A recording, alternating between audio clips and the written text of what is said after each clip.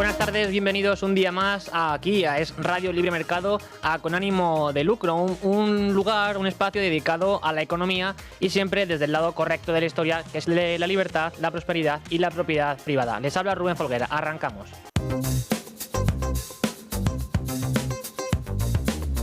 Hoy tenemos que hablar de energía, porque el pasado lunes José María Rotellar publicaba en Libre Mercado su columna clásica ya de los lunes negros de Rotellar, que siempre dice Luis Fernando Quintero, donde explicaba por qué España se encuentra en vilo ante la posibilidad de que se produzca otro apagón eléctrico, exigiendo además que se rectifique la política energética y se apueste por la energía nuclear y también el gas dentro del mix energético. Así, Rotellar decía que esto hay que hacerlo sin descartar el resto de energías, porque ya hemos visto que si no el fundamentalismo medioambiental nos lleva al tercermundismo energético. En este sentido, Rotellar destacaba que el problema es que tenemos un sistema energético sumamente frágil ante posibles picos de tensión que se puedan generar, y no por falta de tecnología o de saber hacer, sino por la intervencionista legislación basada en el fundamentalismo medioambiental. ¿Pero por qué? Porque, como decía nuestro colaborador y también director del Observatorio Económico de la Francisco de Vitoria, esta perspectiva desdeña la entrada de energías estables preparadas para ajustarse ante los picos de demanda y oferta energética, frente a la apuesta por la participación preferente en el mix energético de energías renovables que no cuentan con esa capacidad para amortiguar esos picos de tensión. Lo que ocurre, decía Rotellar, es que las energías tradicionales, como la nuclear, el carbón, el gas o la hidroeléctrica, lo que hacen es emplear turbinas sincronizadas en su velocidad de rotación con la frecuencia de la red. Eso hace que esa energía rotacional actúe como amortiguador, de manera que ante un súbito incremento de la demanda o también ante un exceso de generación de energía, dichas turbinas ceden o absorben la energía respectivamente con la modificación de la velocidad de rotación, y esto pues lo que hace es ajustar la producción eléctrica.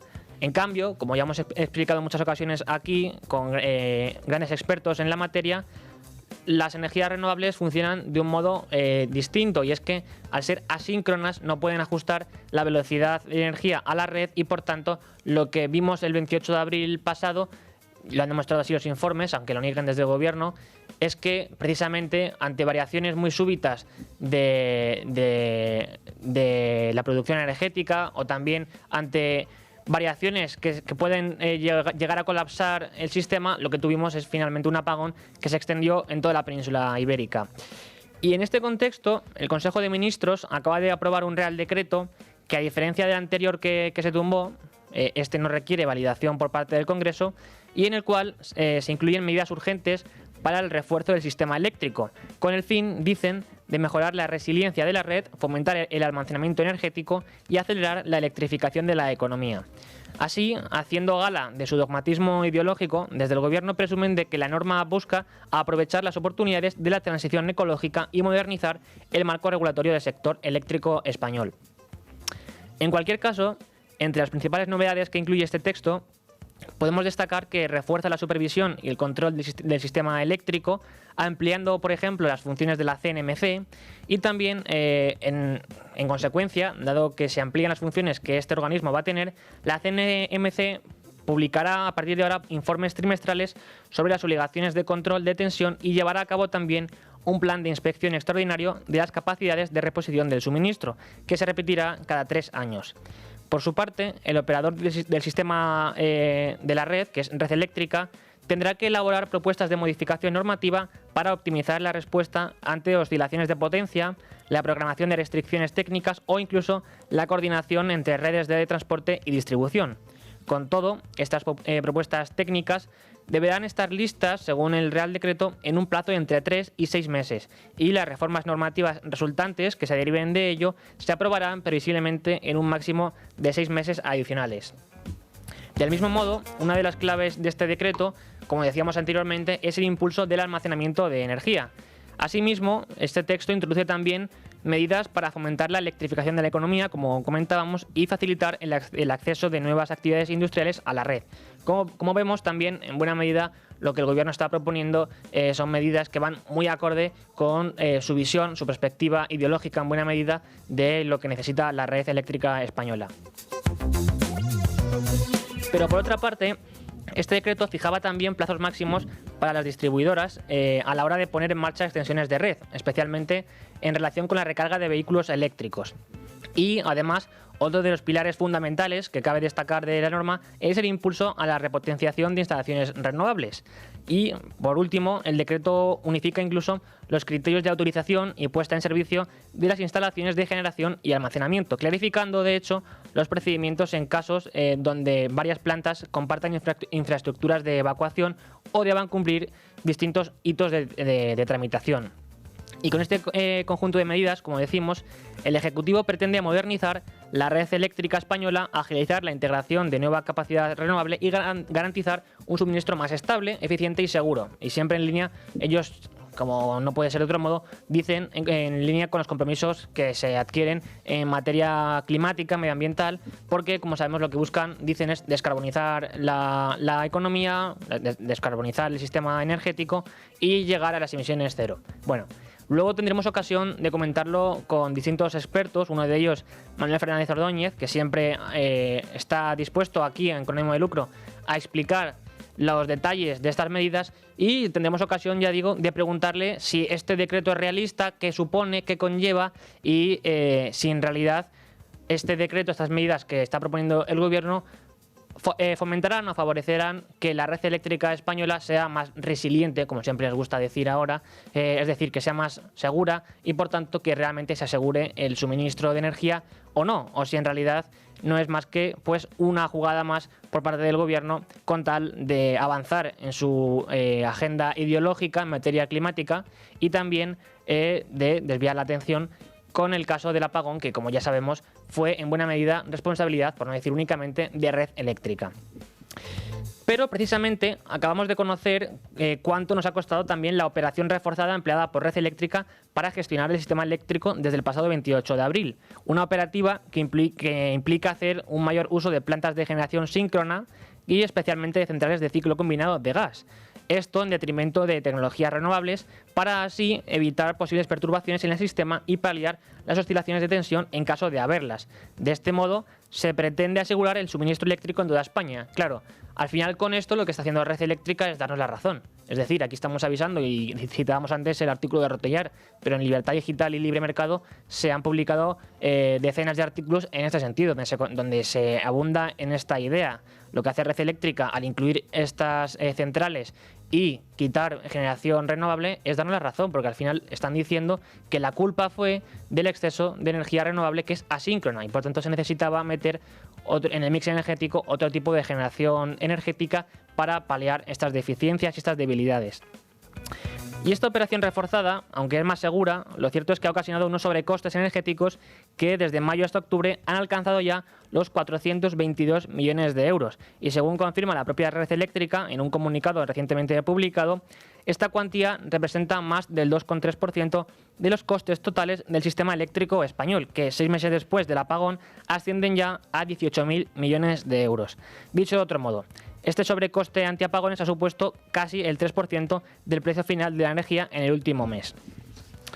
Pero aunque es cierto que esta medida lo que ha hecho es asegurar el suministro o reforzar el suministro energético en España, desde la Asociación de Empresas de Energía Eléctrica, de la cual forman parte, por ejemplo, Iberdrola, Endesa y EDP, insisten en que estos sobrecostes se podrían haber evitado si se adoptaran medidas de fácil cumplimiento por su parte. Y es que en un encuentro que se produjo a finales de octubre con los medios, la directora de regulación de la asociación, Marta Castro, enumeraba en concreto 3 medidas de las que se podrían aprovechar para mejorar el control de tensión de manera bastante rápida. Por un lado, permitir a las renovables que estén capacitadas para controlar tensión mediante las consignas de reactivación, que son distintas a las consignas de tensión. También cumplir con las planificaciones de la red eléctrica en materia de elementos destinados a esta misión y modificar los límites de tensión vigentes en España. Según esta asociación, con estos 3 pilares, con estas 3 medidas, se podría ahorrar el sobrecoste de la operación reforzada y además asegurar el suministro eléctrico en España. Pero por otra parte, cabe mencionar que el Senado ha dado luz verde este jueves a la Ley de Movilidad Sostenible, que ahora deberá volver al Congreso para su posterior convalidación, donde el Ejecutivo deberá volver a amarrar el apoyo de sus socios habituales, de la mayoría que le respalda, para que salga adelante. Pero claro, ya hemos escuchado antes en el boletín informativo cómo desde Junts lo que han decidido es negarse a aprobar cualquier propuesta que venga por parte del gobierno, por parte del PSOE, para mostrar así sus discrepancias y su alejamiento con el Ejecutivo de Pedro Sánchez. Este texto, en todo caso, ha sido adelante, como decimos, la Ley de Movilidad Sostenible, con la incorporación de varias enmiendas del Partido Popular que buscan blindar el actual mapa concesional de autobuses interurbanos. Y dirán, ¿y esto qué tiene que ver con la energía? Porque pues es muy sencillo, porque al final también en estas enmiendas se incluían otras enmiendas en las que se proponía extender la vida de las centrales nucleares, en concreto de Almaraz, que está en Extremadura, la de Ascó en Cataluña y Cofrentes en Valencia. Concretamente, sobre las nucleares, la enmienda del Partido Popular modificaba la actual orden ministerial que se aprobó en 2020, en la que se deja Almaraz sin posibilidad de continuar operando entre 2027 y 2028, para así añadir la posibilidad de que sus titulares puedan solicitar con al menos 18 meses de antelación una nueva autorización al Ministerio de Transición Ecológica. Y esto, además, lo que se busca es extenderlo, como decía, también a las centrales de Ascó y de Cofrentes. Pero del mismo modo, y también tendremos luego ocasión de hablar con gente, con personas que conocen de cerca lo que ocurre en Almaraz, tenemos que los propietarios de esta central nuclear de Almaraz acaban de presentar formalmente al Ministerio de Transición Ecológica una solicitud con el fin de prorrogar la vida útil de la central hasta el año 2030. Y hay que recordar que el calendario de clausura, marcado por la orden ministerial que citábamos antes, lo que establece es que pues dentro del proceso de cese de las nucleares tendrá que cerrar el 1 de noviembre del 27 Almaraz 1 y el 31 de octubre del 28 Almaraz 2. Por eso, como decimos, la prórroga es hasta el 2030 y esto implicaría, por tanto, posponer estas paradas y mantener una operación, en operación, mejor dicho, ambas unidades durante unos años más.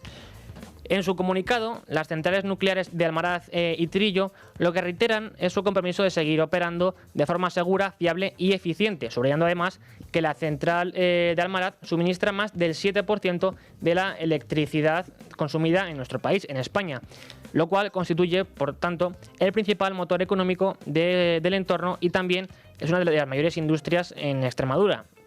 Esta es una de las cuestiones también importantes que luego preguntaremos a los que conocen de cerca la realidad extremeña. Y es que, claro, al final una central como esta, que se encuentra en el entorno de Navalamoral de la Mata, lo que da es mucho trabajo a la población cercana. Entonces, evidentemente, muchas familias viven de lo que allí se genera, de la actividad laboral que existe en torno a esta central nuclear y, por tanto, cerrarla lo que conllevaría es que la gente se queda en paro, evidentemente, tiene que trasladarse y, por tanto, los pueblos de alrededor lo que se quedarán es sin gente.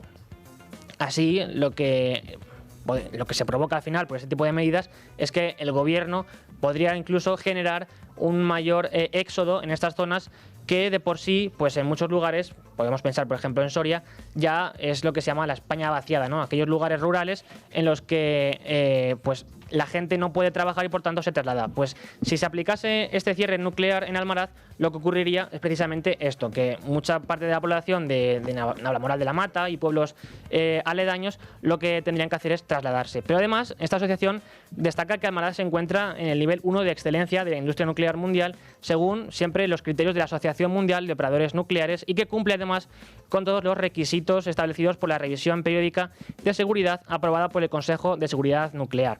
Y con este movimiento, las compañías propietarias de la central lo que hacen es pasarle la pelota a estar en el tejado del gobierno y, por tanto, que sean ellos de quien dependa el futuro de la central. Así las cosas, no podemos dejar tampoco de poner el foco para cerrar en la hipocresía del gobierno de España, que negándose a impulsar la energía nuclear, ahora se enfrenta a un aumento del consumo de gas natural, que es mucho más contaminante. Y es que, según datos de la Corporación de Reservas Estratégicas de Productos Petrolíferos, el consumo del gas natural subió un 1,7% en agosto en comparación con el año anterior, por el tirón, dicen, de la energía y la generación eléctrica. De esta forma, en lo que llevamos de año, se acumula ya que el uso de gas natural aumenta en más de un 5%, con un descenso del 3% en el consumo convencional y alzas de más del 32% en generación eléctrica y del 6,2% en gas natural licuado. Como digo, posteriormente tendremos ocasión de profundizar mucho más en todo lo que a esto atañe, pero ahora es momento de repasar lo que trae el libre mercado. Y para ello tenemos a Beatriz García, que es la jefa, la redactora jefe de Libre Mercado. Buenas tardes, Beatriz. Muy buenas, Rubén. Nada, escuchábamos a Imad de Repsol y te comentaba fuera de micro que ahora que Podemos pide nacionalizar esta compañía, lo llevamos ahora mismo en Libre Mercado en nuestra portada. Bueno, pues dice que es una compañía energética muy contaminante, muy mala para el planeta y que hay que quedársela, hay que robarla. Mañana han convocado una jornada para debatir, es como de risa, para debatir sobre esta nacionalización. Va a estar, bueno, pues el núcleo duro de este partido, Irene Montero, ecologistas de cabecera, va a estar, bueno, pues Laura Arroyo, habitual de Canal Red. Y nada, que hay que nacionalizar Repsol, otra de las ideas de Irene Montero y de Podemos. Mañana a las 11:30 se va a debatir cómo nacionalizar a la compañía de Eurofo. La verdad que es todo de risa, pero realmente peligroso, porque estas personas han estado en el gobierno y han pertenecido al núcleo duro de Pedro Sánchez. Entonces, pues estas son sus ideas, robar empresas y, por supuesto, arruinarlas. Pero Repsol podría recurrirlo de algún modo, entiendo. Claro, sí. O sea, que tiene armas precisamente para enfrentarse a este tipo de sandeces que al final, bueno, pues si no fuera porque le estamos pagando a Irene Montero el sueldo en Bruselas, sería la verdad que una broma de mal gusto. Tampoco es de extrañar, viendo por ejemplo la reacción de gente como Irene Montero ayer a la victoria electoral del nuevo alcalde de Nueva York. Sí, también lo llevamos en Libre Mercado, esa victoria. La verdad que da miedo el programa económico de este personaje que considera que robar no es violencia, que cree y promueve la implantación de supermercados que no ganen dinero. O sea, ya sabemos cómo van los servicios públicos y que cuando el sector público toca cualquier tipo de actividad de la economía española y de la economía mundial, pues al final acaban arruinados. O sea, los supermercados que no tienen ningún problema en Estados Unidos, bueno, pues si implantase este tipo de cadenas públicas, pues seguro que sería un auténtico fracaso. O sea, va a acabar de arruinar Nueva York. Hagan sus maletas si vive alguien ahí y nos está escuchando, porque va a por todas, a por las empresas, a por esos ricos a los que tanto odian y un colectivo al que pertenecen la mayoría de ellos. Y bueno, empresas fuera, Airbnb fuera, propietarios que compren una vivienda para alquilar fuera. Quien pretenda subir el alquiler en Nueva York no va a poder. Entonces, bueno, pues sí que es una amenaza para esta ciudad y unas ideas que podían copiar aquí en Europa perfectamente, y que ya hay candidatos, por ejemplo, en Berlín, que se postulan para este tipo de ideas. En España, bueno, pues no sé yo si sería muy exitoso que un alcalde plantease este tipo de medidas, pero habría que verlo, porque vamos, los tenemos en el gobierno, hay muchas medidas que coinciden. Entonces, pues la verdad que bastante inquietante esta victoria. Pero en Libre Mercado hay otros temas, y por ejemplo tenemos un análisis de Miguel Puga en el que nos explica por qué faltan más de 700.000 obreros en España. Sí, o sea, una de las profesiones que ahora mismo más demanda el mercado, pero también es bastante incoherente, porque necesitamos vivienda, necesitamos obra pública, necesitamos sobre todo obra privada, pero la administración lo imposibilita, numerosas trabas, ya lo hemos comentado muchas veces, muchísimos impuestos, al gobierno que tampoco le gusta construir. O sea, cuando el problema de base, el problema fundamental es la falta de oferta, y sí que es verdad que hay muchísima demanda.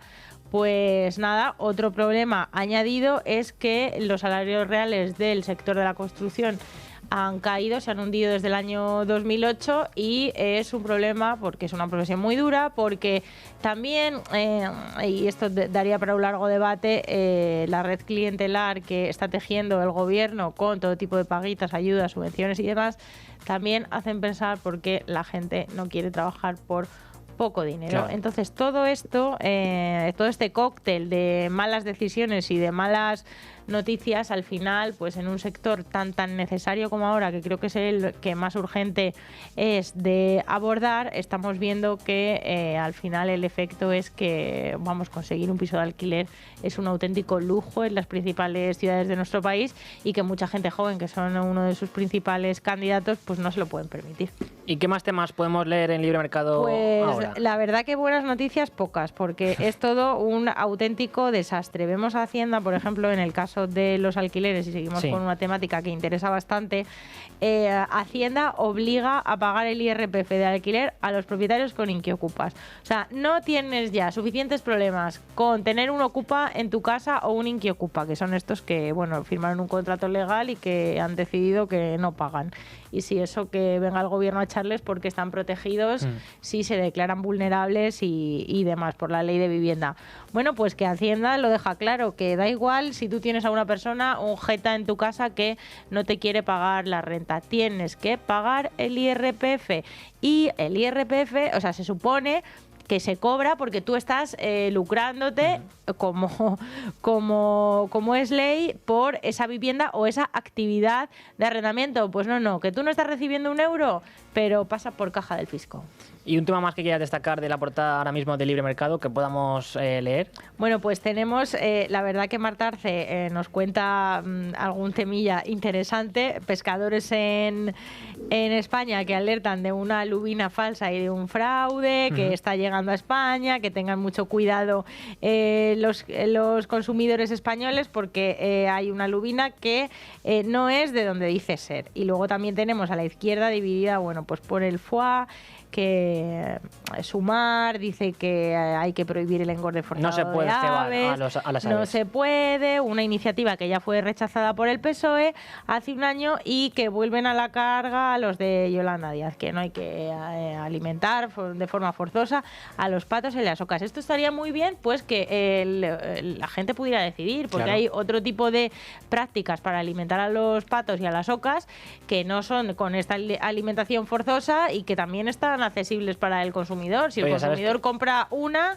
y es esta de la alimentación forzada o forzosa, pues planteémonos por qué, si es que lo bonito del mercado es que existan todas las posibilidades. Pero ese es el problema, que a ellos no les gusta que la gente decida, ellos tienen que imponer su voluntad. Exactamente. ¿Y para mañana qué estáis preparando, Bea? Bueno, pues estamos preparando, además estás tú entre ellos también, que luego cuando salgas del programa vas a ponerte manos a la obra, pero hablaremos de impuestos, hablaremos de cómo países de nuestro entorno están dejando en ridículo a Mónica García por las leyes antitabaco. Y muchas cosas más, vivienda y fiscalidad y pocas buenas noticias, lamentablemente. Habrá que buscarlas. Lamentablemente, pero para ello indagaremos a ver qué nos puede alegrar el día a un día de estos, no sé. Pues eso es, algún día Argentina, no nos queda otra. Esperemos que Argentina solo nos da buenas noticias. Mira, mañana vamos a dejar aquí la pincelada, un tema de Argentina que les va a hacer mucha gracia a nuestros lectores. Pues habrá que estar pendientes. Muchas gracias, Bea, por traernos la portada de Libre Mercado y ahora nosotros vamos a repasar las noticias más importantes del día. Y antes de nada, hay que recordarles que hoy, a eso de la 1:15, tendremos aquí, con ánimo de lucro, a Chencho Cervera, que es la directora en España de Circa Jewels, una empresa que se dedica a comprar joyas de alto valor y por tanto es una oportunidad de oro para ustedes si están interesados en acercarse a este sector. Así que recuérdenlo, hoy a la 1:15, entrevista con Chencho Cervera de Circa Jewels.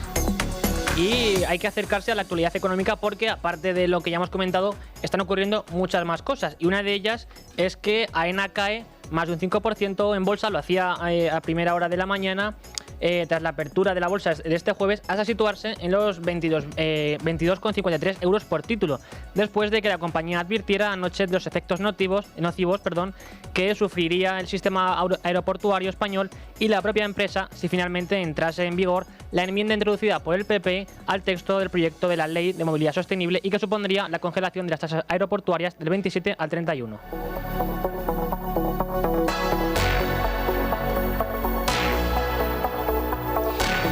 Y también hay que decir que la Junta General de Accionistas de Tesla se reunirá este jueves 6 de noviembre para votar sobre la propuesta de la compañía de aprobar el bono del consejero delegado Elon Musk, valorado en un billón con B de dólares, unos 850.000 millones de euros, entre otros puntos del orden del día. Este paquete salarial se considera uno de los mayores acuerdos de compensación para directores ejecutivos de la historia.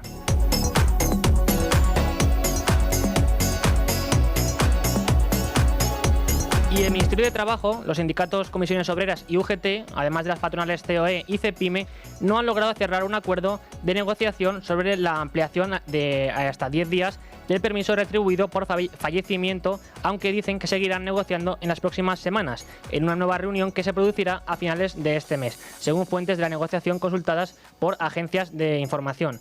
La secretaria de Salud Laboral de UGT, Patricia Ruiz, se expresaba en estos términos. Las organizaciones empresariales están tomando una actitud de cierto bloqueo o de negación al avance real de cualquier mesa del diálogo social en la que se plantean mejoras laborales o sociales, con el acuerdo o no de la patronal. Si la patronal tiene a bien acordarlo, para nosotros perfecto, pero si no, no puede servirle al Gobierno de excusa para frenar el avance progresista de los derechos en este país. El acuerdo de momento pues es nulo. Y la vivienda nueva y usada en España incrementó su valor medio interanual casi un 13% en octubre y se incrementó un 1,5% respecto al mes anterior, según los datos de la estadística mensual de TINSA. La directora general de Servicios de Estudios de TINSA, Cristina Arias, ha explicado que durante el pasado mes de octubre los precios residenciales han vuelto a registrar un crecimiento interanual intenso y muy por encima de la inflación, impulsado por la aceleración de los polos de empleo y las áreas metropolitanas. Y por último, hay que ir al otro lado del charco porque el cierre del gobierno de Estados Unidos, el gobierno federal, se convierte ya en el más largo de la historia y amenaza con crear un gran caos aéreo en Estados Unidos. De este modo, los estadounidenses se preparan para el caos, como digo, que podría suponer que se alargue esta situación hasta Acción de Gracias, que se celebra a final de mes. Se trata de la principal festividad del país y las aerolíneas ya trabajan en planes de contingencia para hacer frente a la fuerte demanda. Recordemos que el cierre de la Administración Federal de Estados Unidos comenzó el pasado 1 de octubre ante la imposibilidad de sacar adelante los presupuestos para el ejercicio fiscal 2026. En Es Radio Libre Mercado, con ánimo de lucro.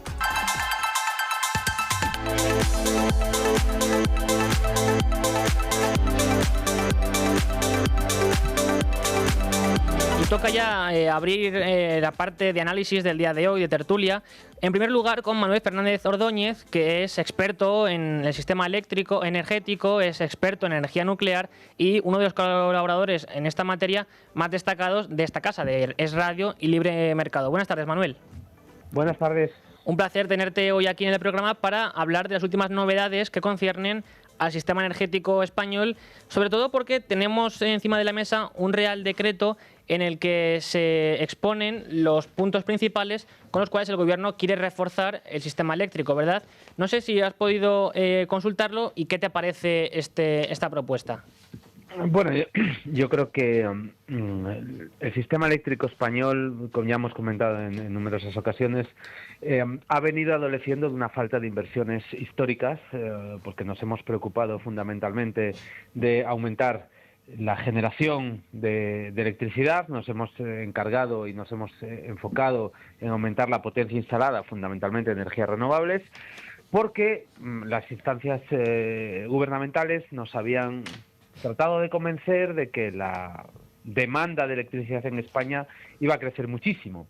La realidad es que esa demanda no ha crecido como se esperaba, pero la potencia instalada sí que ha crecido muchísima y entonces ahora mismo tenemos un desacople entre producción y demanda que lo que está haciendo es que, bueno, pues tengamos sucesos como el apagón, que precisamente se origina porque tenemos una gran producción de renovables en momentos de baja demanda, lo cual genera inestabilidades en las redes. Pero más allá de ese hecho puntual, lo que está ocasionando y lo que va a ocasionar en el medio plazo, si no tomamos las medidas necesarias, es que ese desacople entre producción y demanda lo que va a llevar es a los productores, a los inversores en energías renovables, pues a pasar por un duro calvario financiero y económico, porque simplemente van a producir mucha menos electricidad de la que ellos pensaban en sus planes de inversión, van a producir mucha menos electricidad de la que le dijeron a los bancos que les dieron los préstamos que van a producir, y por tanto recuperar esas inversiones se está antojando cada vez más complicado en este escenario en el que estamos viviendo, ¿no? Y asimismo, ayer en el Senado se aprobaba las enmiendas del Partido Popular en materia energética que incluían una propuesta para prorrogar la vida útil de Almaraz y también de otras 2 centrales nucleares. ¿Tú crees que al final pues podremos ver que la vida útil de Almaraz y de otras centrales se irá prorrogando, o crees que en realidad el Gobierno está empeñado en seguir este calendario de cierres y no va a ceder a este respecto? Bueno, no es técnicamente correcto. Lo que se aprobó ayer en el Senado es una modificación en el texto de las órdenes ministeriales de autorización de explotación, tanto de las centrales nucleares de Almaraz 1 y 2, como de Cofrentes y de Ascó 1, que son los 4 primeros reactores que se van a cerrar, ¿no? ¿Por qué se hizo esto? Esto se hace porque, a pesar de que el Gobierno lleva muchos meses mintiendo, que la central nuclear de Almaraz no se puede prorrogar porque las dueñas, las empresas propietarias de esa central nuclear no lo habían solicitado, esto es falso, era una falacia, porque las empresas no lo podían solicitar de manera formal, porque cuando se da la autorización de explotación a la central nuclear de Almaraz, que es una orden ministerial que se publica en el BOE, ahí se escribe una frase que dice que la autorización de explotación que se le da hasta noviembre del año 2027 es la última solicitud que Almaraz puede pedir. Eso lo escribe el Gobierno en el BOE, lo escribe el Ministerio en el BOE. Por lo tanto, los propietarios no podían pedir una renovación de la autorización de explotación, ¿vale? Sí. Y eso se escribió para Almaraz 1, para Almaraz 2, para Cofrentes y para Ascó.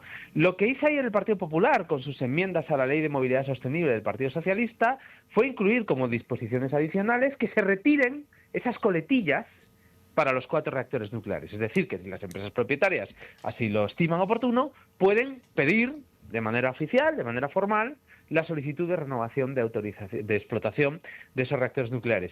Esto es lo que se devuelve como disposición adicional a la Ley de Movilidad Sostenible, ahora se devolverá al Congreso de los Diputados y se tendrá que votar.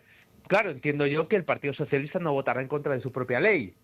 Y Junts ha dicho que esta Ley de Movilidad Sostenible, pese al veto que hoy han articulado públicamente a todas las iniciativas legislativas que vengan del Consejo de Ministros, han dicho que esta Ley de Movilidad Sostenible sí la van a Casualmente aprobar. esta sí, fíjate. Esta sí.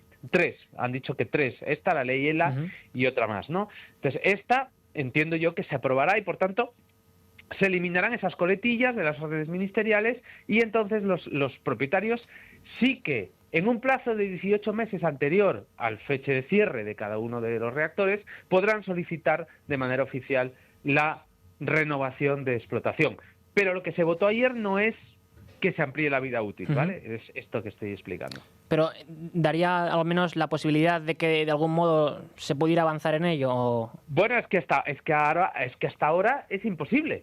O sea, hasta ahora era burocráticamente imposible extender la vida de la central nuclear de Almaraz porque nadie podía pedir una solicitud Entonces ahora, si esta ley se aprueba, pues se podrá pedir.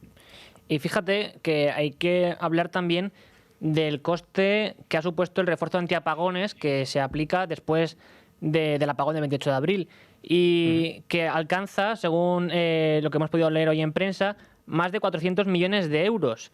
Y claro, a este respecto se podría decir, hombre, pero es algo necesario porque lo que hace es asegurar el suministro energético en nuestro país. Sin embargo, desde la Asociación de Empresas de Energía Eléctrica, entre las que están Iberdrola, Endesa y EDP, estas empresas, lo que explican es que en realidad este sobrecoste se podría evitar con algunas medidas que lleven a reforzar el suministro eléctrico por otra parte, ¿no?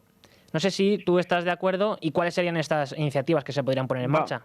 Hilando con mi comentario inicial, ese desacople entre generación y demanda, lo que está haciendo es que tenemos un sistema eléctrico con unas particularidades, que es que tenemos una generación muy distribuida, un sistema eléctrico muy capilarizado, que en ciertas condiciones es complejo de gestionar. Sí. Esto se está viendo en los últimos años en los costes de restricciones técnicas. Las restricciones técnicas son todo aquello que Red Eléctrica se ve obligada a hacer al margen del resultado del mercado, para asegurar que el funcionamiento, la operación de la red eléctrica es estable y segura, y es capaz de asegurar el suministro. Por ejemplo, en el mercado mayorista se pueden cruzar a determinadas horas que el 100% de la generación es renovable.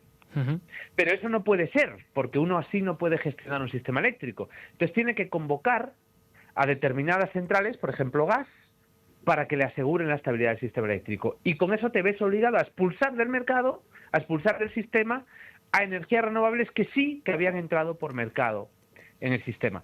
Esto se paga por un concepto que llamamos restricciones técnicas. Pero esas restricciones técnicas están engordando la tarifa de electricidad cada vez más. Porque esto que yo estoy contando, que tienes que expulsar renovables del sistema para meter centrales de gas, está pasando cada vez más. Y esto pasa cada vez más por dos cosas. Primero, porque no tenemos un sistema eléctrico adecuado a la política energética que queremos llevar a cabo. Y segundo, porque hay poca demanda. Porque hay poca demanda, que es lo que yo decía al principio, ¿no? Entonces, hace 4 años las restricciones técnicas eran de 400 millones de euros al año. Este año cerraremos por encima de 2.000 millones de euros. Y desde el apagón es cierto que el sobrecoste con respecto al año pasado, por la operación reforzada, que es fundamentalmente utilizar más gas del que se utilizaba antes del apagón para operar la red de un modo más seguro, que es lo que en Red Eléctrica nunca debió dejar de hacer, esto que llaman operación reforzada, yo lo llamo operación normal del sistema, pues el sobrecoste supera ya desde mayo hasta ahora pues los 400 millones de euros. Pues Manuel, muchas gracias por habernos brindado tu análisis en ese sentido. En el día de hoy aquí en Con Ánimo de Lucro quedamos pendientes de ver qué va sucediendo y cómo se va pues sucediendo los acontecimientos al respecto de, sobre todo, las centrales nucleares y cómo puede, de algún modo, si es que se puede, llegar a salvar el sistema energético en nuestro país. Muchas gracias, Manuel.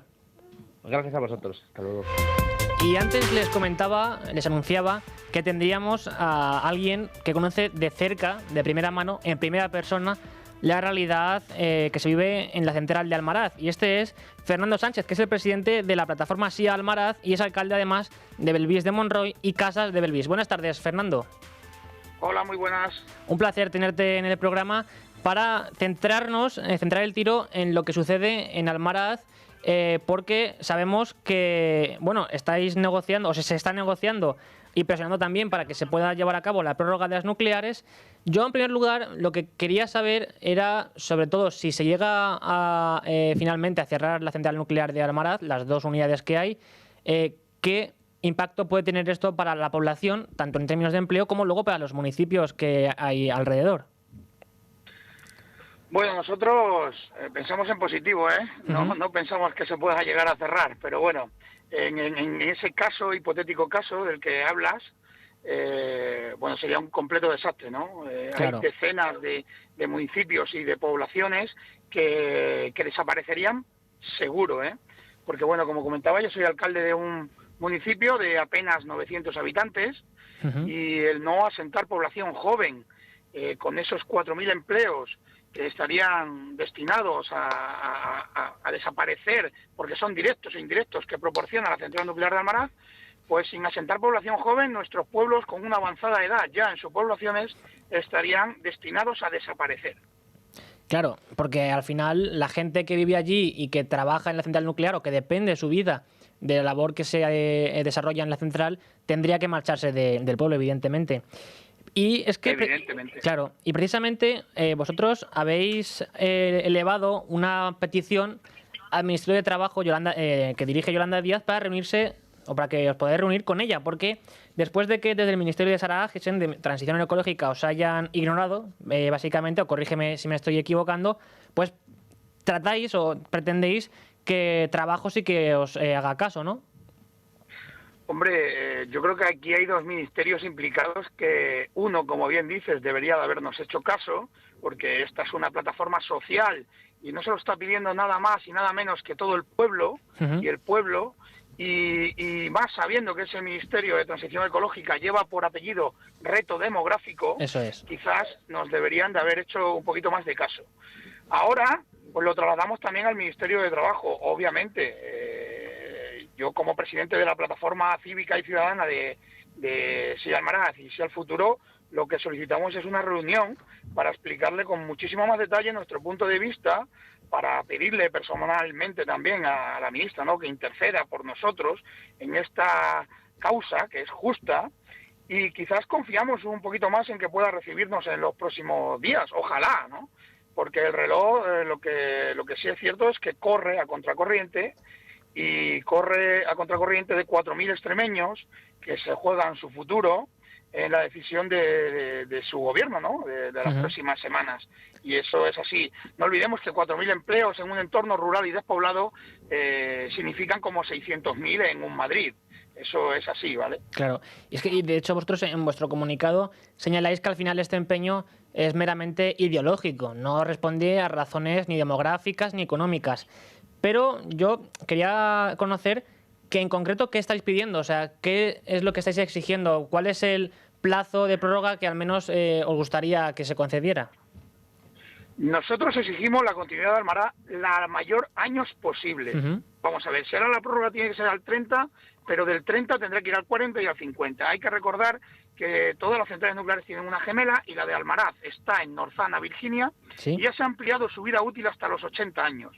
Entonces, si en datos técnicos y todos los expertos avalan el funcionamiento seguro, estable de la central nuclear de Almaraz, no nos lleva a más que sea algo ideológico. Claro, porque además no hay otro motivo. Destacáis que la energía nuclear es limpia, segura y además barata. Y esto, evidentemente, explicaría o justificaría una prórroga, y no es una prórroga, sino incluso un impulso, entiendo, no sé si lo compartís, de este tipo de energía en detrimento de otras, quizá más contaminantes verdaderamente, y que ahora se están incrementando su consumo.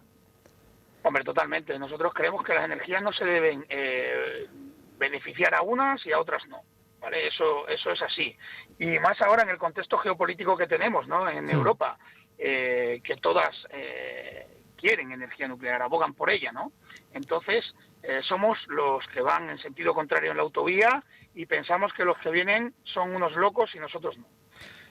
Eso es así. ¿Y qué sentís cuando escucháis desde el Gobierno de España que, o sea, todo lo contrario? Entiendo que sentiréis impotencia, y también al ver, como decía, que, por ejemplo, el consumo de gas natural aumenta de una forma irrefrenable en los últimos meses, hasta más de un 5% en lo que llevamos de año, en comparación con el anterior. Bueno, pues lo que sentimos es eso, ¿no? Precisamente una impotencia tremenda, y ver cómo Europa ha tirado por la línea de la descarbonización, y nosotros, si se nos ocurre quitar la central nuclear, vamos a tener que comprar gas. O sea, vamos a emitir más CO2, vamos todavía más al contrario que la Unión Europea. Entonces, no tiene ningún sentido lo que se está apostillando aquí con este tema del cierre de la central nuclear. No tiene sentido. Sí. Y más allá de la reunión que solicitáis con Yolanda Díaz, ¿habéis puesto en marcha algún otro tipo de iniciativas que estén siendo fructíferas? Bueno, nosotros hemos puesto en marcha iniciativas desde que la plataforma tiene uso de razón, vamos a poder llamarlo así, ¿no? Desde enero, ¿no? La última iniciativa, por no mencionártelas todas, porque llevamos hechas una barbaridad de ellas, la última y quizás más importante es que en la Comisión de Peticiones del Parlamento Europeo, en el que personalmente defendí como plataforma Si Almaraz el Futuro una comisión de peticiones, una petición, pedimos una misión de investigación de los eurodiputados a la zona de Almaraz y lo que sería esa transición injusta, porque no conocemos transición justa en España en ningún sitio, ni en Astilleros, ni en Minas, ni en Garoña. Entonces, esa misión de investigación ha sido recogida por un partido político, presentada, y nos han concedido la misión de investigación para febrero del año pasado, del año que viene, perdón. ¿Y tenéis esperanza en que quizá desde Europa puedan encaminar mejor la política energética de nuestro país y sobre todo que frenen ese empeño ideológico que les lleva a querer cerrar las centrales nucleares? Bueno, mira, sabiendo la línea que lleva Europa y sabiendo que Europa no puede decirle a ningún Estado miembro lo que tiene que hacer con su energía, esto lo gestiona el gobierno, es para mí importantísimo, para mí, para todos, que se hayan preocupado, ¿no? Ujú. Ya que se hayan preocupado, algo quiere decir. Oye, yo no tengo que decirte cómo gestionar tu energía, pero puedo sacarte alguna tarjeta amarilla, vamos a Claro. decirlo así. Y de hecho, es que es casual, o sea, es curioso, mejor dicho, que la anterior ministra de Transición Energética, Teresa Rivera, antes tenía un discurso muy contrario a las nucleares, pero desde que llegó a Europa parece que esto o lo ha corregido o lo esconde al menos. No Bueno, sé. es que eso ha pasado en toda Europa. Ujú. Es que la línea de cierre nuclear del 2019, ahora mismo, o ese plan, ya nos hemos dado cuenta de que es inviable. Entonces, toda Europa está apostando por la energía nuclear. Teresa Rivera acaba de firmar hace unos meses Claro. esos miles de millones de euros para implantar reactores en Bélgica. Ujú. Entonces, es sorprendente, ¿no? Vamos a ver qué va pasando, desde luego. Sorprendente es. Pues estaremos muy pendientes de lo que ocurra y contaremos con vosotros para conocer de primera mano, como digo, lo que ocurre allí, porque nadie mejor que vosotros para trasladarnos lo que afecta al final las decisiones del gobierno a la vida de los ciudadanos de Extremadura en este caso, o de cualquiera que su desarrollo laboral o su trabajo dependa directamente de las centrales nucleares, que por cierto hay que aclarar también que no solo son estas personas, es que esto afecta a todo el país, porque la central de Almaraz es creo que es la principal, corrígeme si no, Fernando, que en cuanto a suministro energético, ¿no? Exactamente. Esto, bueno, ya hay informes. Almaraz aporta el 7% de energía a todo el país. Y esos informes de los que te quería hablar es que tanto Price Waterhouse Ujú. como Medgis ya informan que si se cierra Almaraz, el aumento de la factura de la luz para los ciudadanos será del 25% y para las industrias del 37%. Claro. Y claro, esto al final redunda en todo el país. Y luego hay otra cuestión ya para terminar, que también estos informes muchas veces se están señalando. Recuerdo que hay uno de PwC que así lo explica, y es que desde el gobierno no solo se empeñan en cerrar las nucleares con un calendario establecido, sino también que presionan a las empresas que las gestionan con una carga tributaria inasumible. Bueno, yo creo que eso también es un poco lo que te hablaba, ¿no? De que no se debe beneficiar a unas energías y perjudicar a otras. Esa guerra tributaria, pues creo que es algo que tienen que solucionar entre ellos, pero es cierto, ¿no? Las energías tienen que estar todas por igual. Pues muchas gracias, Fernando Sánchez, presidente de la plataforma Sí a Almaraz, Sí al Futuro, y también alcalde de Belvís de Monroy. Muchas gracias, de verdad. Un abrazo. Gracias a vosotros por darnos voz. Y hablando de energía nuclear, hay que destacar una noticia que publicó ayer a última hora Mercedes Rodríguez en Libre Mercado, que explica que este martes arrancó en París el principal salón mundial dedicado a la energía nuclear, que contó en su inauguración con el director ejecutivo de la Agencia Internacional de la Energía, Faith Birol, y también quien dijo que ante los participantes aseguró que este tipo de energía está entrando en una edad dorada, dice, en alusión a la multiplicación de proyectos en todo el mundo y al hecho de que todos los países con potencia nuclear operativa están optando por ampliar o prorrogar su parque. Esto, evidentemente, menos España, como hemos podido comprobar en el día de hoy y hemos informado en muchas ocasiones. También dijo que hace 4 años, decía este representante y gran director ejecutivo de la Agencia Internacional de la Energía, que hace 4 años decía que se atrevió a decir que la energía nuclear iba a regresar, y dice que ahora pues puede asegurar que ya está de vuelta. Bueno, esperemos que el gobierno de España recoja estas palabras y acepte la realidad, y es que la energía nuclear es necesaria, y no solo es necesaria, sino que es beneficiosa y es mucho más barata, mucho más limpia y mucho más segura que otras energías que están utilizando. Y que además, de hecho, es necesaria porque, como hemos dicho, las energías renovables como tal, sus sistemas de generación de energía son inestables y por tanto necesitan que otros sistemas de generación de energía mucho más estables, síncronos, actúen como una especie de red de seguridad para evitar que se caiga el suministro eléctrico en total y se produzcan apagones como el que vimos ya hace unos meses. Y así, los representantes de este foro nuclear Lo que dicen es que el sector está mostrando una vuelta al realismo, dicen, a medida que los países intensifican los programas existentes, lanzan nuevas iniciativas y actualizan las regulaciones para satisfacer las futuras necesidades energéticas. Y en este acto, además, estuvo el ministro de Economía de Francia, Roland Lescure, y hay que decir que su país, Francia, precisamente tiene a la energía nuclear como la principal fuente de energía en su mix energético, con 56 reactores nucleares y también planes para ampliarlo aún más. En este foro, el ministro de Economía francés lo que hizo fue, sobre todo, felicitarse por este nuevo rumbo mundial que han tomado los países, y también animaba a seguir invirtiendo en innovación en este sector.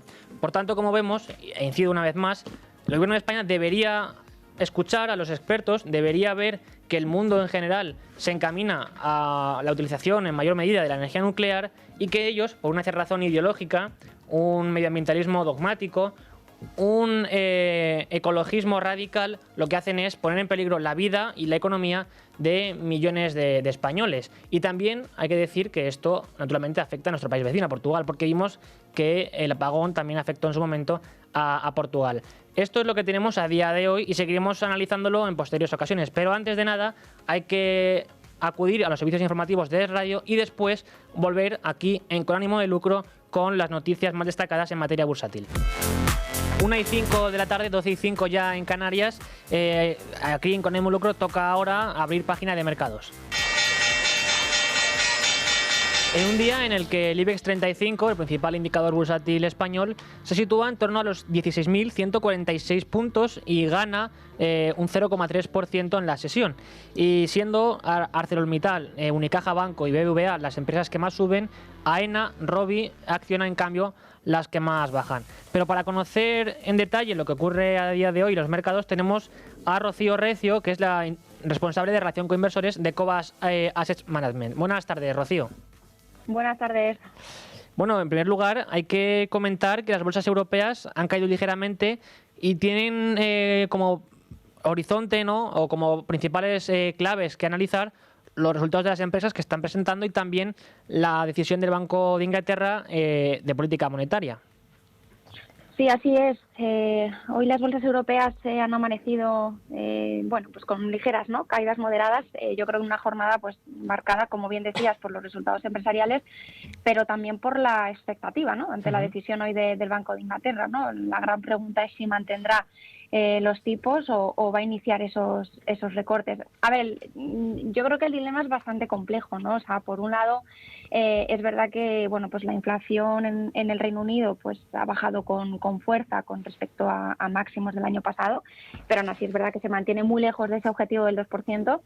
Pero sobre todo por la presión, ¿no?, en los precios en servicios y también en salarios. Y yo creo que al mismo tiempo la economía está mostrando ya claros signos de enfriamiento, ¿no? O sea, el crecimiento se ha estancado, el consumo también de los hogares pues sigue débil, ¿no?, por el alto coste de vida. Entonces, en fin, yo creo que esto divide profundamente al Banco de Inglaterra, ¿no? Como siempre hay miembros que opinan de mantener tipos y otros pues que sería todo lo contrario, ¿no? ¿Y el mercado qué descuenta ahora mismo sobre la decisión del Banco Central de Inglaterra?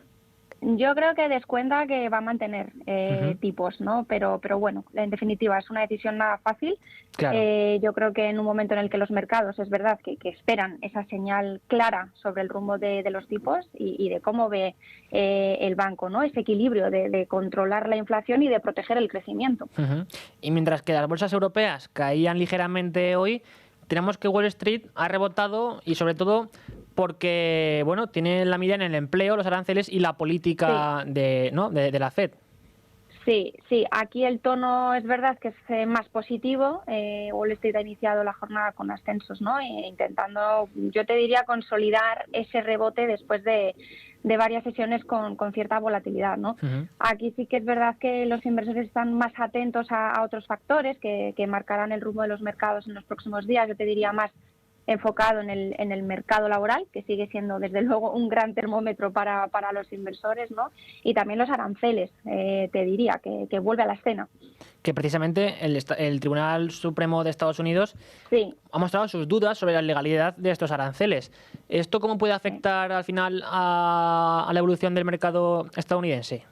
Bueno, pues la verdad es que podría abrir, yo creo que la puerta precisamente a que se revisen o al menos que se limiten esas atribuciones presidenciales en materia de comercio y bueno, es un tema también muy sensible y justo cuando el proteccionismo yo creo que vuelve al debate político en plena campaña electoral, ¿no? O sea, yo creo que ahora mismo Wall Street está rebotando, pero el ambiente sigue cargado de incertidumbre, ¿no? Los inversores al final yo creo que calibran hasta dónde llega esa fortaleza económica, qué margen tiene la Reserva Federal para bajar tipos y cómo podrían influir esas tensiones comerciales y políticas en un año electoral no tan decisivo.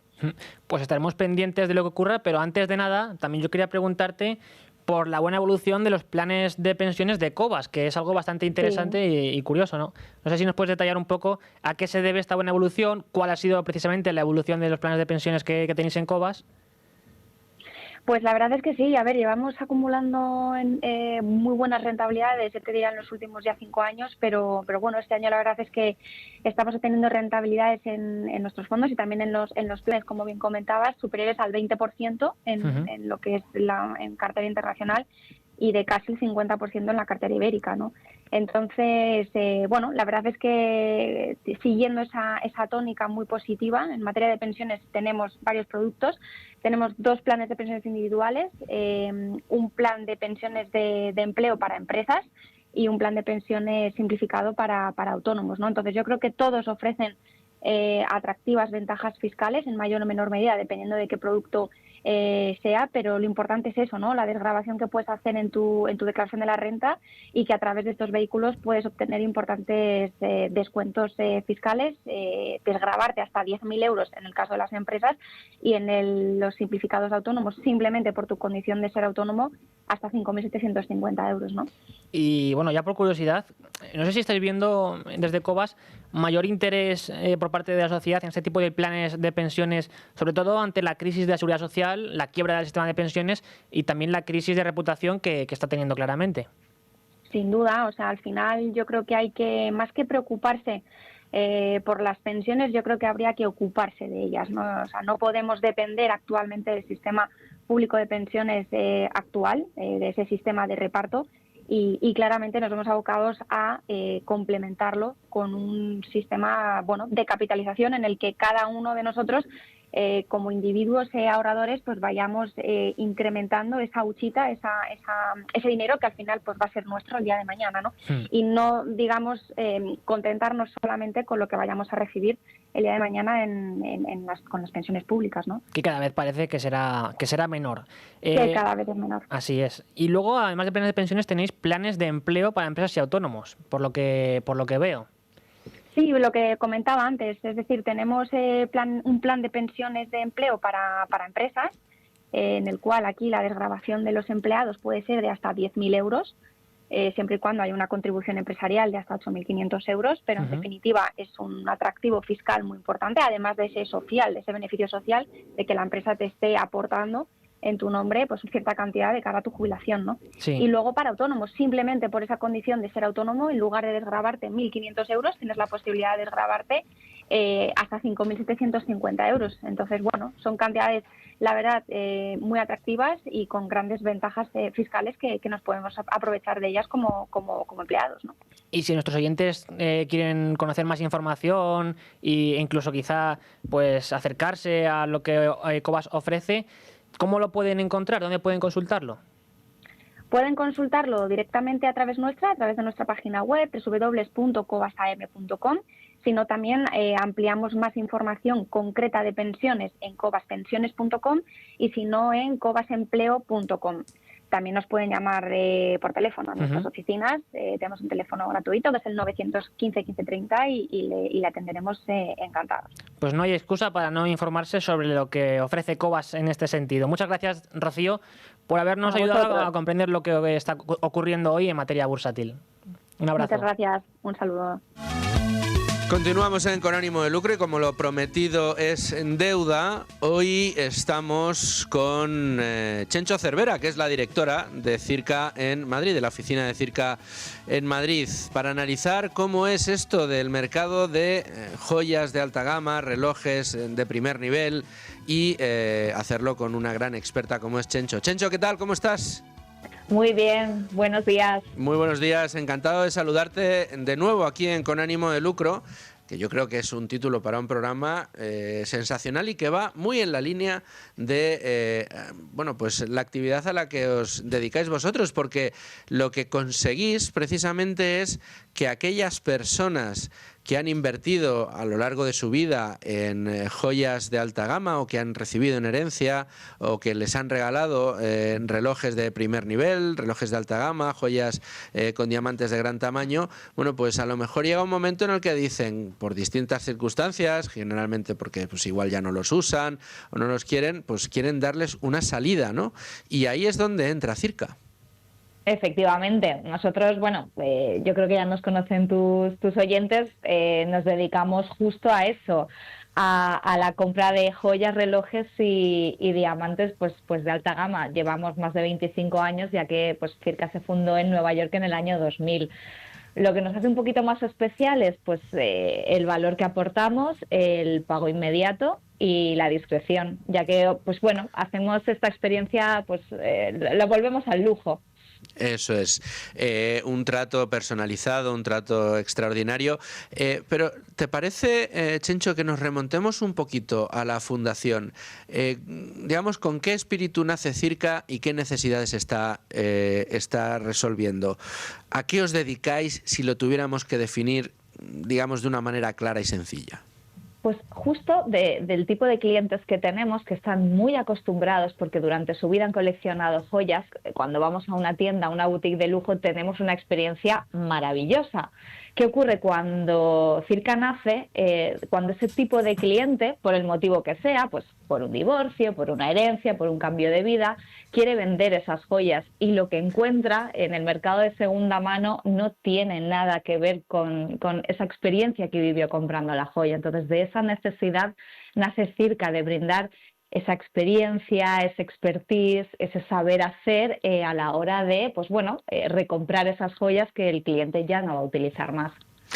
Y vamos a explicar cuál es el perfil del cliente que acude a Circa y que bueno, pues descubre esa experiencia de lujo que estáis dando. ¿Cómo son las personas que se acercan a vuestra oficina? Y ya, si me puedes dar alguna anécdota, ya pues lo rematamos, vamos. Pues en general son clientes con experiencia de vida, de clase media alta y mayor de 40 años, pues que al final ya con la edad vas acumulando, pues si has tenido un poquito de suerte, pues vienes de lujo.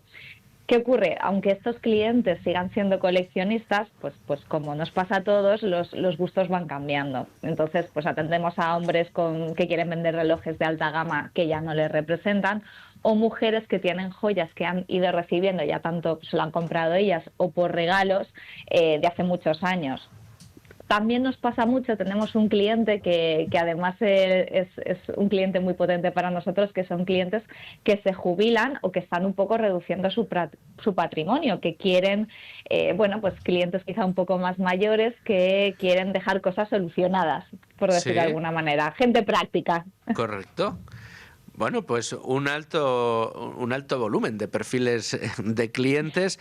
Dices, algunas personas que entran en jubilación, entiendo que querrán dejar las cosas arregladas, y algunos de ellos que digan, oye, mira, es que tenía aquí este reloj o tenía aquí esta colección de joyas de diamantes y me pueden arreglar muy bien mi complemento para la jubilación. Fíjate, tenía aquí una inversión y yo no sabía muy bien cómo liquidarla. Pues ahí está Circa echando una mano. Yo, Chencho, te voy a ser sincero, yo no he vendido jamás una pieza de joyería, pero no descarto que algún día tenga que hacerlo o pueda hacerlo, porque entre los perfiles de clientes no me has mencionado, dices, hay señoras que han recibido regalos y que a lo mejor quieren vender algún diamante. Entiendo que no faltará en la casuística aquella que por separación o por lo que sea haya dicho, pues mira, este diamante que me regaló fulanito, Efectivamente. Eso también sí, pasa, sí. ¿no? Nos pasa mucho y es liberador. Este tipo de cliente es muy agradable de recibirlo porque al final, pues bueno, ha convertido esa ese recuerdo amargo en algo positivo y de repente pues te dicen, pues mira, me voy a comprar algo que me hace ilusión, voy a hacer una inversión, o lo más divertido que a mí me parece que es me voy a hacer un viaje. Ah, mira, pues eso está fantástico. Pero como te decía, yo nunca lo he hecho, pero no descarto que algún día pueda hacerlo. Explícame qué tendría que hacer y cómo sería el proceso, cómo me recibiríais, a ver. Es un proceso muy sencillo y muy agradable. Al final, pues bueno, el cliente puede concertar la cita pues por teléfono llamando al 91 57 66 209 o a través de la página web, que es circamadrid.com.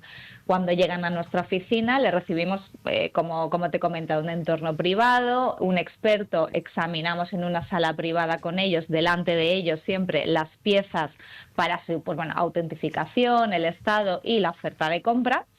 Si estas piezas cumplen con todos los requisitos, pues hacemos esta oferta de compra y si el cliente acepta, firmamos contrato de compra-venta y el pago es inmediato mediante transferencia. Muy sencillo. Bueno, es sencillísimo y experiencia, como tú decías, de lujo, que parece que es una coletilla que se añade y que queda ahí sin más, pero oye, cuando uno recibe un tipo de trato como ese, la verdad que se agradece y sobre todo se recuerda durante muchos años. Dime ahora, Chencho, ¿qué tipo de joyas, qué tipo de diamantes o relojes os interesan más? Porque imagino que dentro del mundo del lujo y del mundo de la alta joyería, pues habrá un poco de todo y vosotros que buscáis este tipo de piezas, sobre todo para clientes que finalmente luego las quieren adquirir, sois muy selectivos, ¿no? Efectivamente, nuestro principal objetivo son pues, diamantes de gran tamaño a partir de 2 quilates y joyas y relojes de marcas prestigiosas, pues bueno, que son de las mejores casas y que tienen una historia. También las joyas antiguas y de época, que también tienen su historia, pero de otra manera las podemos comprar muy, muy bien. Si hablamos de marcas, las grandes, Cartier, Van Cleef, Patek Philippe, Rolex, Tiffany, Bulgari, ese tipo de piezas. Pues mira, todavía no tengo ninguna de esas, pero no descarto tenerlas algún día. Mira, hay otro tema que a mí personalmente, de formación profesional, me interesa y mucho. De hecho, aquí en Con Ánimo de Lucro y también en Tu Dinero Nunca Duerme solemos hablar mucho de la cotización que está adquiriendo, que está tomando, que está mostrando el oro.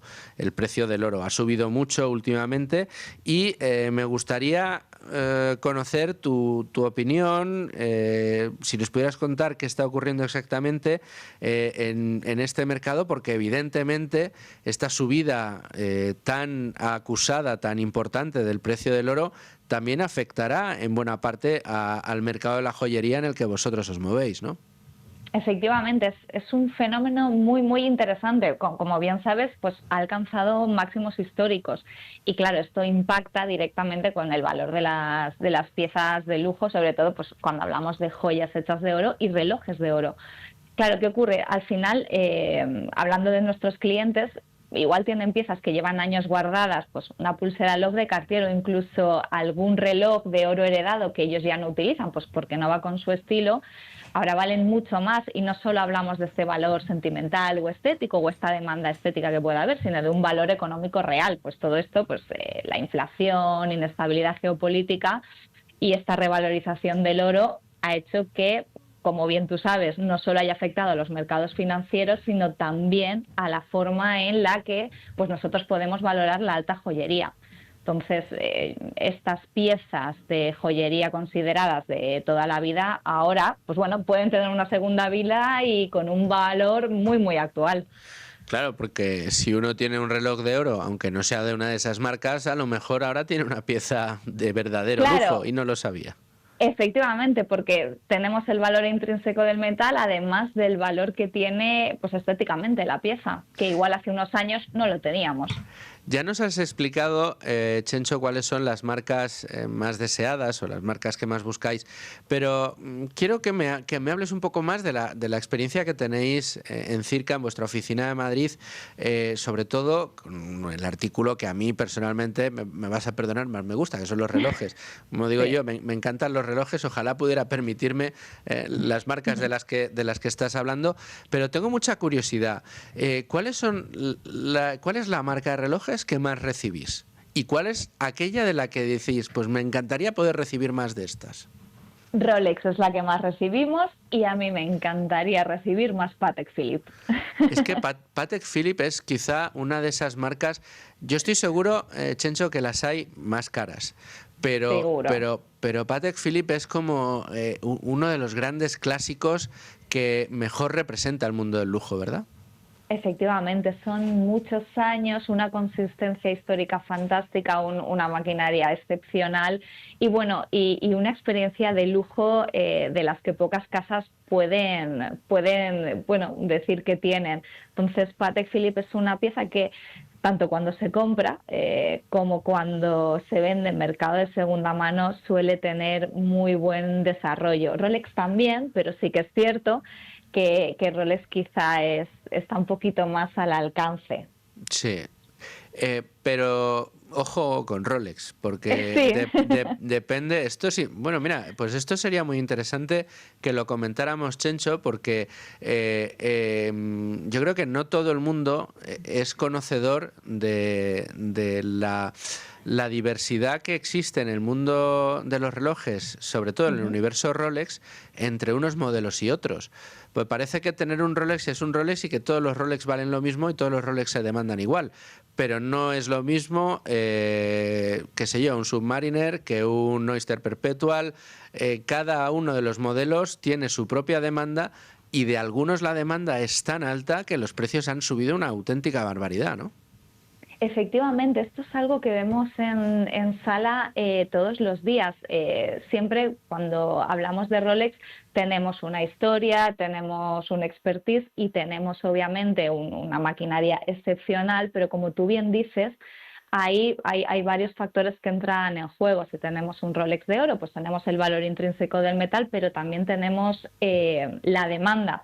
Y ahora mismo la demanda que existe, aunque hayan relojes Rolex mucho más caros o más económicos a la hora de la compra en nuevo, es en piezas pues bueno, más deportivas, como tú bien dices ahora mismo, que es lo que más se demanda en nuestro mercado. Daytona, por supuesto, GMT, Submariner, ese tipo de pieza que es más fácil de llevar en el día a día que, por ejemplo, un Rolex President de oro. Correcto. Bueno, pues ya tenemos alguna pista más respecto a cómo se está moviendo este mercado de la joyería de alta gama, de la joyería de grandes diamantes de gran tamaño. Me ha encantado la entrevista, Chencho, me encanta todo lo que nos has contado. Solo me falta pedirte un favor y es que nos recuerdes de qué manera cualquiera que nos haya escuchado y que haya decidido darle una segunda vida a ese reloj que no se pone, a esa joya que ya no le gusta o que le recuerda a algo o a alguien que prefiere olvidar, pueda darle esa segunda vida con ayuda de Circa. ¿Cómo se ponen en contacto con vosotros? Pues a través del teléfono 91 57 66209 o en circamadrid.com. Muy sencillo. Circamadrid.com o 91 576 6209. Chencho Cervera, millones de gracias por estar de nuevo aquí en Con Ánimo de Lucro. A ti, gracias, Luis. Y a todos ustedes, señores oyentes, muchas gracias por estar de nuevo con nosotros en este programa, por acompañarnos en Con Ánimo de Lucro. Y ya saben, todos los días estamos aquí en esta sintonía a partir de las 12. Sean muy felices, amigos.